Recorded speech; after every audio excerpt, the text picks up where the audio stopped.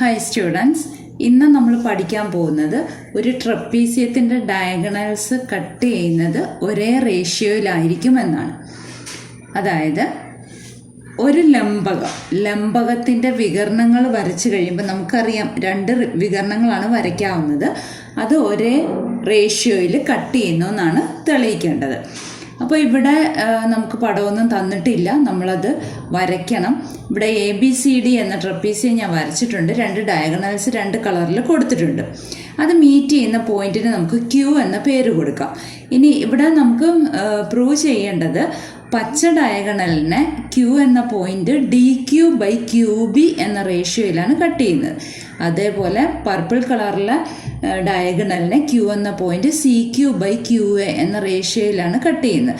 അപ്പോൾ ആ രണ്ട് റേഷ്യോയും രണ്ട് അംശബന്ധങ്ങളും തുല്യമാണെന്നാണ് തെളിയിക്കേണ്ടത്.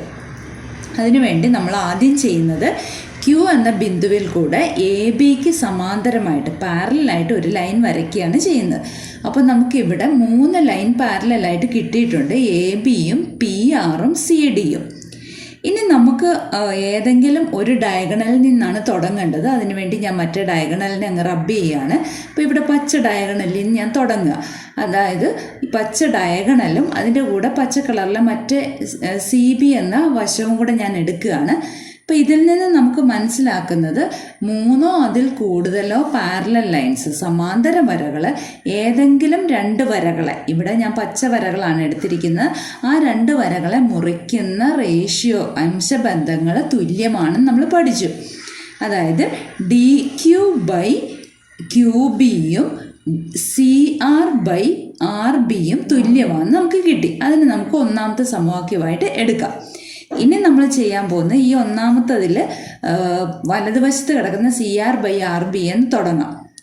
എന്നിട്ട് രണ്ടാമത്തെ ഡയഗണൽ എടുക്കാം. ആദ്യത്തെ ഡയഗണൽ നമുക്ക് വേണ്ട, അപ്പോൾ അതിനെ മായ്ച്ചിട്ട് രണ്ടാമത്തെ ഡയഗണൽ എടുത്തു.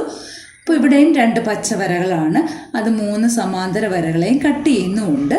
അപ്പോൾ അത് ഒരേ റേഷ്യോയിൽ ഒരേ അംശബന്ധത്തിലായിരിക്കും കട്ട് ചെയ്യുന്നത്. അപ്പോൾ CR/RB എന്ന് പറയുന്നത് CQ/QA ആയിരിക്കും.